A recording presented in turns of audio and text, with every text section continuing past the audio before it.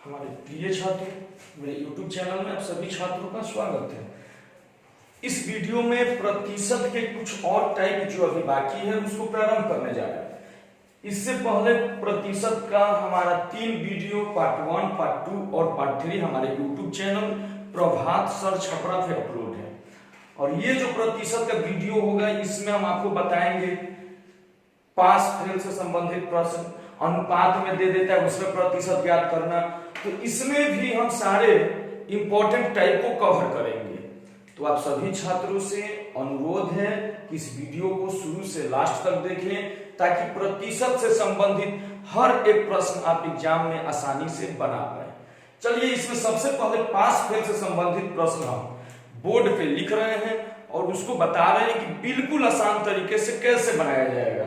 ऐसे देखिए, एक प्रश्न लिखा हुआ है, एक परीक्षा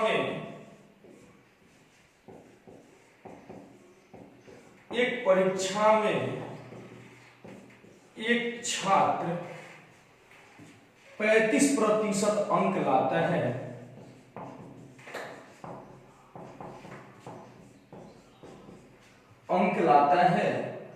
और 68 अंकों से फेल हो जाता है और 68 अंकों से फेल हो जाता है। उसी परीक्षा में एक अन्य विद्यार्थी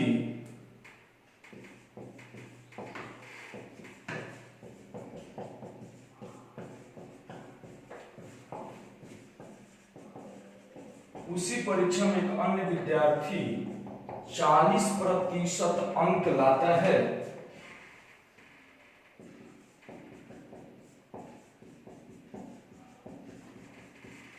और 22 अंकों से पास हो जाता है।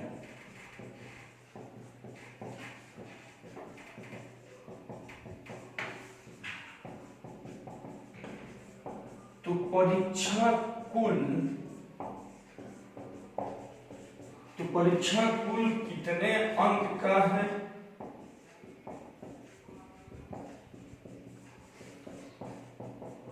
और पास होने के लिए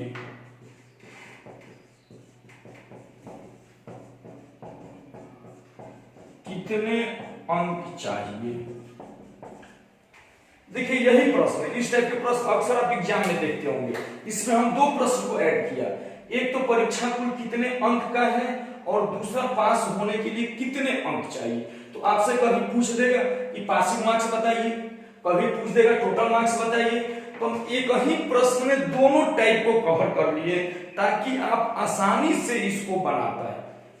प्रश्न बोल रहा है एक परीक्षा में एक छात्र 35% अंक लाता है और 68 अंकों से फेल हो जाता है। उसी परीक्षा में एक अन्य विद्यार्थी 40% अंक लाता है और 22 अंकों से पास हो जाता है।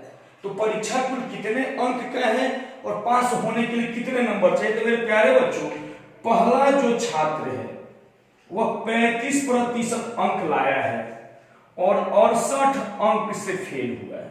अगर आप बताइए 35% और 68 नंबर, यानी 35% प्लस 68 नंबर इसको मिल जाता तो क्या ये पास नहीं हो जाता? बिल्कुल हो जाता।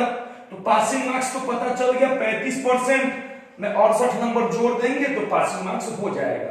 उसी परीक्षा में एक अन्य विद्यार्थी 40% अंक लाता है और ये 22 अंकों से पास हो जाता है। मतलब 40% अंक लाया है, अगर 22 अंक और भी कम लाता, 40% में से 22 अंक घटा भी लेते फिर भी पास कर जाते। तो इसमें देखिए, एक पास दिया एक फेल दिया, दोनों सेम दे दे, फेल या पास तो उसको जोड़ दिया जाता है। तो इसमें देखिए 35% अंक लाया और 68 अंक से फेल हो गया, 40% लाया और 22 अंक से फेल हो गया, तो प्रतिशत को घटाएंगे और अंक को जोड़ेंगे। तो 5% बराबर 90, तो 1% बराबर 18। 1% का मान आ गया। तो परीक्षा को कितने नंबर का है? तो 18 आया है, 18 गुने 100 कर देंगे, यानी 1800 अंक का परीक्षा है। अब इसी में पूछ रहे पास होने के लिए कितने अंक चाहिए, तो 35% और 68 नंबर या 40% माइनस 22 नंबर, तो दोनों पे निकल जाएगा। देखिए 35%, तो 35 गुने 1% का वैल्यू है 18 और प्लस कर दीजिए 68 नंबर पासिंग मार्क्स हो जाएगा। तो 18 5 90 के 0, 18 3 54 और 9 63 और प्लस 68 यानी 698 नंबर पासिंग मार्क्स चाहिए। हमने अभी इस पे बनाया, इस पे भी रखेंगे तो हो जाएगा। 1% बराबर 18 है तो 40% बराबर 720 में से 22 माइनस कीजिए 698 हो जाएगा। तो पास होने के लिए 698 नंबर और परीक्षा है आपका 1800 अंक का। तो जब भी इस प्रकार का प्रश्न आपके कॉम्पिटिटिव एग्जाम में पूछे तो इसी तरह से बनाइएगा, परसेंटेज को माइनस कीजिएगा और नंबर को जोड़ दीजिएगा, और दोनों सेम दे देता तो इसको जोड़ा जाता है, ध्यान दीजिएगा इस पे। चलिए अगला प्रश्न एक और हम आपको इसी पे बता रहे हैं, इसी प्रश्न पे या ये टाइप तो आप बना लीजिएगा, बुक में दिया होगा ये टाइप आप बना लीजिएगा, टाइप को हम चेंज कर देते हैं। या चलिए एक प्रश्न और बनवा देते हैं। एक परीक्षा में एक विद्यार्थी 36% अंक लाता है और 32 अंकों से फेल हो जाता है। उसी परीक्षा में एक अन्य विद्यार्थी 48% अंक लाता है और 64 अंकों से पास हो जाता है। तो परीक्षा में पास होने का प्रतिशत क्या है? अब देखिए ये प्रश्न कैसे बनाएंगे, ये भी सेम है, उसी प्रकार से इसको भी बनाएंगे।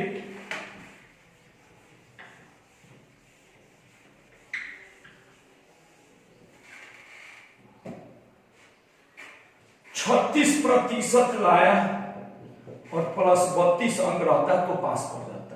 या दूसरा 48 लाया, अगर इसके पास 64 अंक कम भी रहता तब भी पास कर जाते। इसको माइनस कीजिए तो 12 घटाएं आपस में, और इसको जब जोड़े तो 6 और ये हो गया 9, यानी 12% बराबर इतना, तो 12 × 96 800 अंक का हो गया कुल परीक्षा। 1% बराबर 8, तो 100% बराबर 800। अब जिसका मान निकाला इसका निकालना है तो हम कर देंगे 36 × 8, 8 6 48 का 3 के 24 और 4 28 में 32 अंक जोड़ दीजिए। यहां पे हो गया 8 6 48 के 8 3 के 24 और 4 कितना 0, 8 3 11 1 12 2 3 320 नंबर जो है पासिंग मार्क्स है इसका, और परीक्षा कुल है 800 अंक का।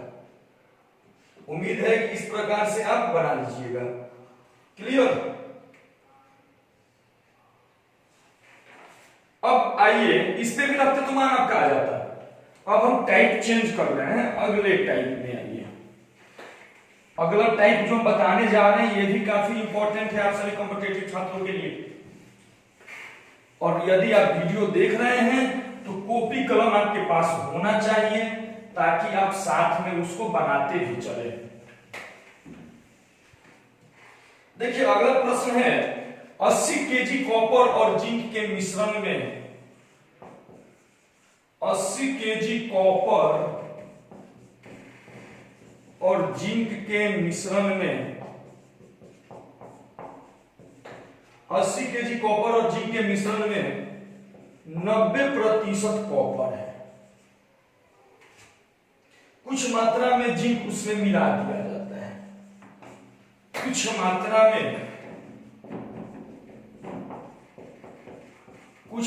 में जिंक मिला दिया जाता है।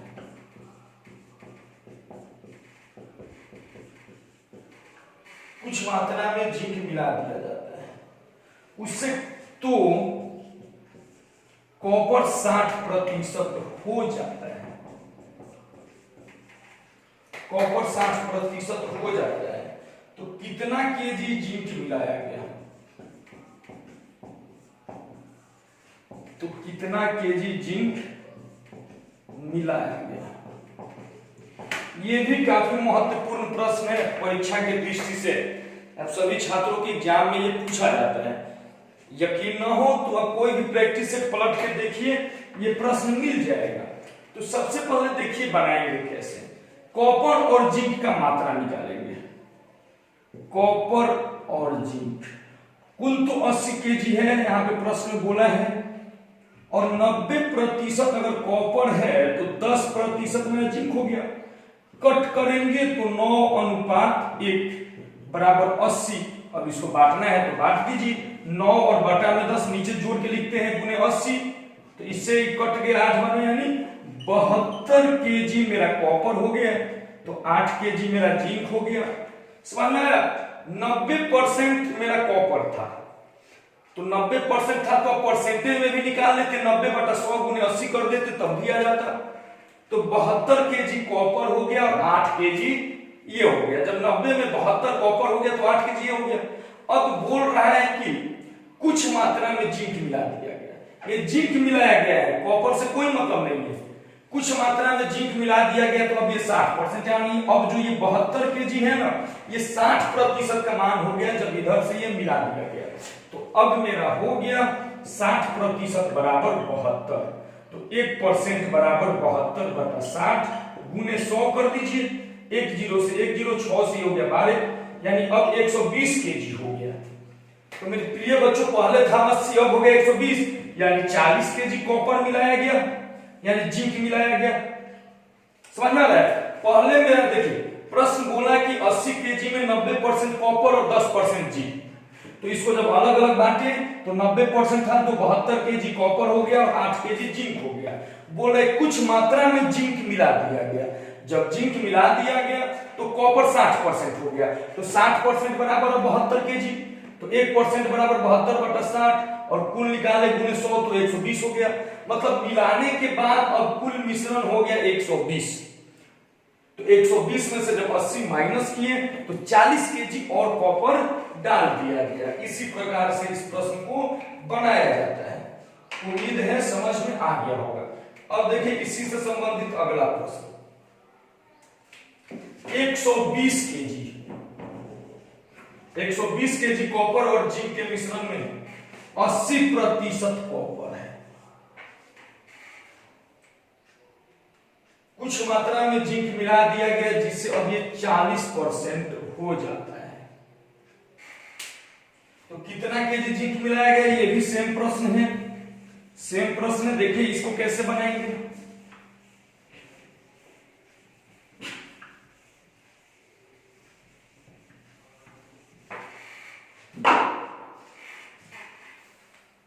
एक 120 है जिसमें कॉपर और जिंक है।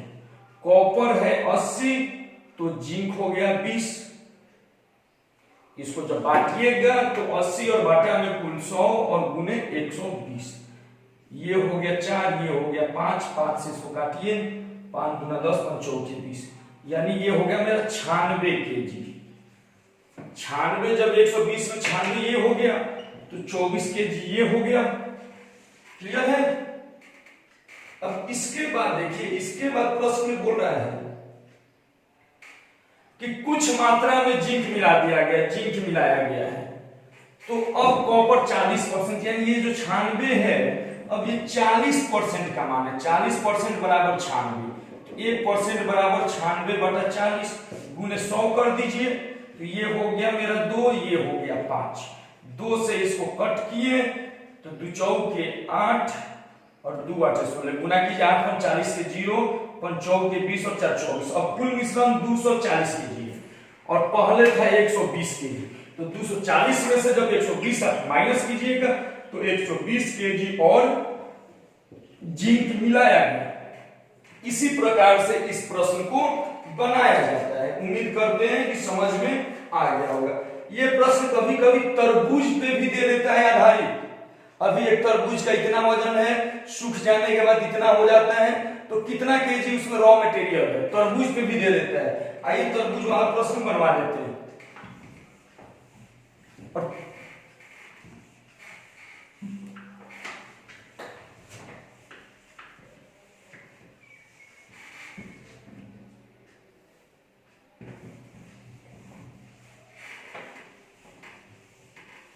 जैसे देखिए हम प्रश्न लिख रहे हैं, एक तरबूज का वजन,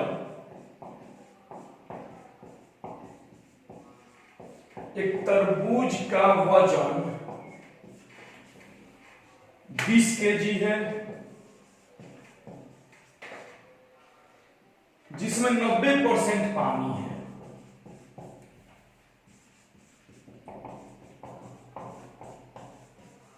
जिसमें 90% पानी है, 4 दिन बाद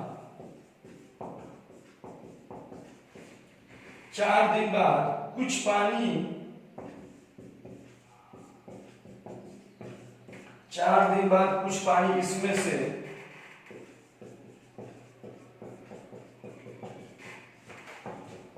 वाष्पीकृत हो जाती है, वाष्पीकृत हो जाती है। अब इसमें 60% पानी शेष है। अब इसमें 60% पानी शेष है, तो कितना केजी पानी वाष्पीकृत हुआ? तो कितना केजी पानी वाष्पीकृत हुआ? देखिए ये प्रश्न हमारे एग्जाम में पूछ देता है कि कितना केजी पानी वाष्पीकृत हुआ, तो कुछ नहीं करना है। इस तरबूज में देखिए सबसे पहले पानी और मटेरियल जो है, इसका पानी और रॉ मटेरियल जो है मतलब कितना है।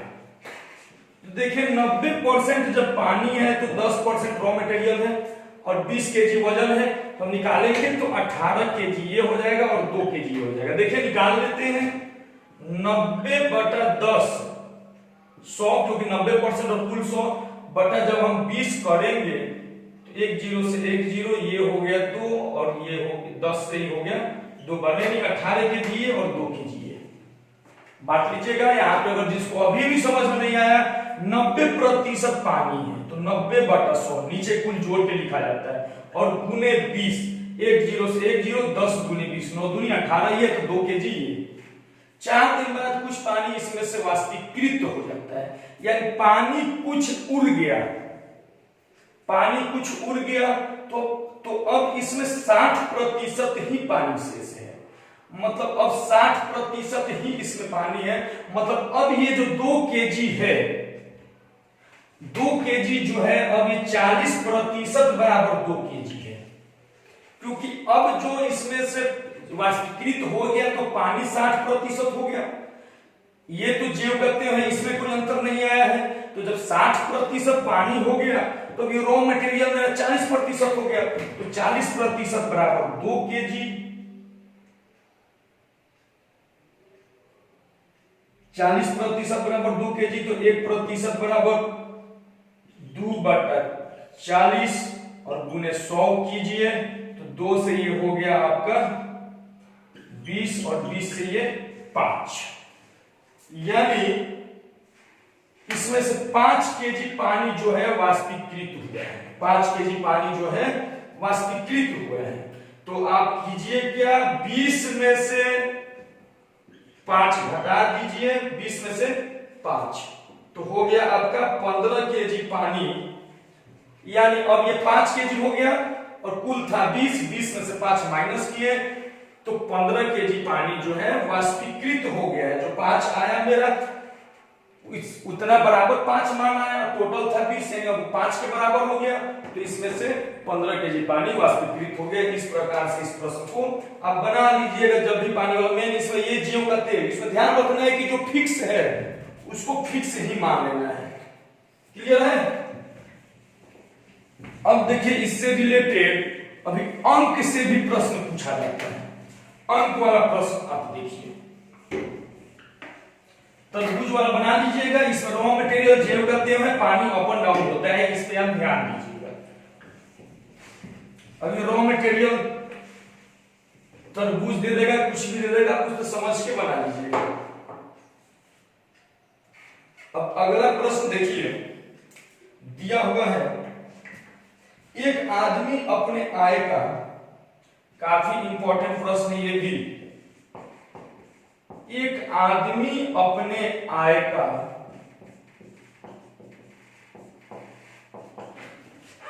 60% खर्च कर देता है।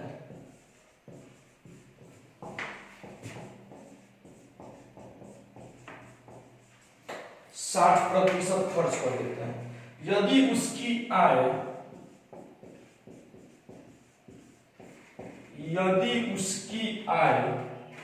15% बढ़ जाती, यदि उसकी आय 15% बढ़ जाती है तो खर्च भी 5% बढ़ जाता है, तो खर्च भी 5% बढ़ जाता है।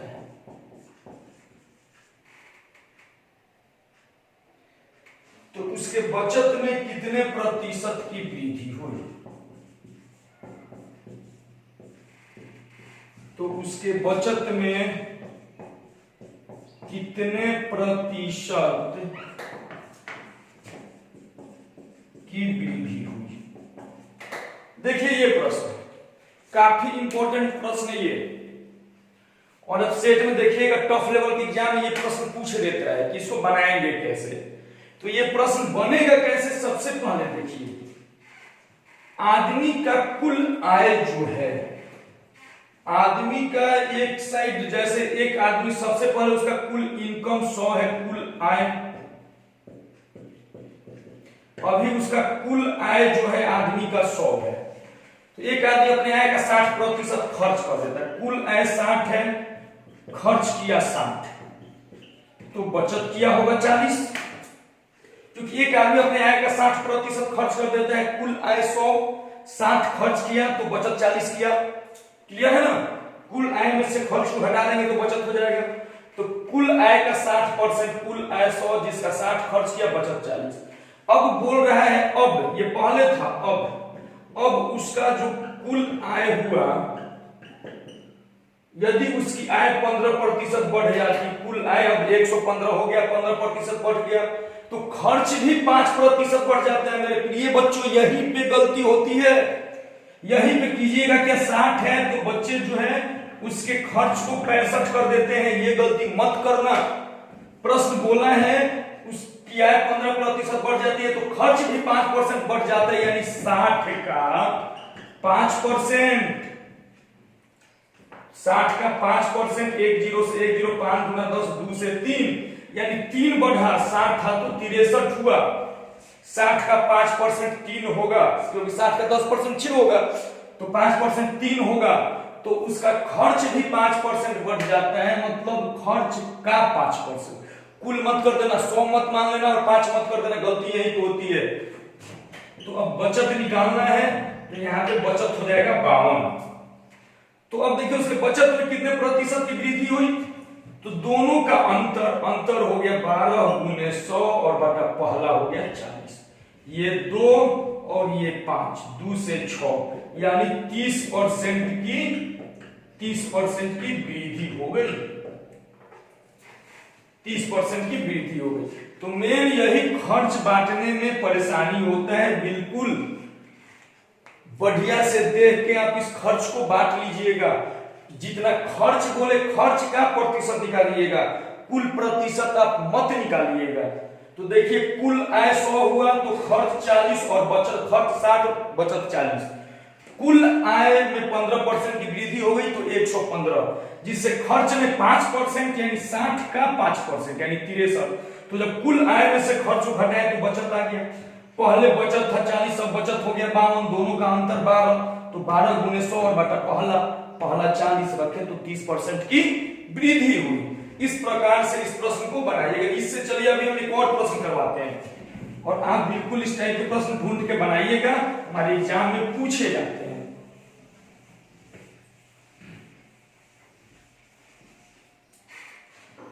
एक आदमी अपने आय का 70% खर्च कर देता है। चलिए इस बार 70% हमने खर्च किया, यदि उसका आय 24% बढ़ जाता है तो खर्च भी 15% बढ़ जाता है, तो उसके बचत में कितने प्रतिशत की वृद्धि हुई? तो सबसे पहले स्टार्टिंग में जो कुल आय है, मेन यही बांटना है, कुल आय 100, खर्च किया ये 70, तो बचाया होगा 30। अब इसका कुल आय हो गया, कुल आय में कितने परसेंट की वृद्धि हुई? 24, यानी कुल आय 124, तो खर्च भी 15% यानी 70 का 15% निकालिए, 70 गुने 15/100, एक जीरो से एक जीरो, ये 2 और ये हो गया 3, यानी 21/2 करेंगे 10.5, यानी पहले कुल हो गया खर्च में 15% की वृद्धि, पहले था 70, 10 बढ़ गया, यानी अब हो गया 80.5। तो इसका बचत निकाल लीजिए, इसको माइनस करेंगे, 10 में से 5 गया 5, ये हो गया 3 और ये हो गया 4, 43.5 इसका बचत हो गया। तो दोनों का अंतर 13.5 गुने 100 और बटा में 30, दशमलव हटाए तो नीचे एक जीरो, इससे ये 3 बार ले गया, 3 से इसको किया 3 चौके 12 और 3 5 15, यानी 45% की वृद्धि हो जाती है इसके बचत में।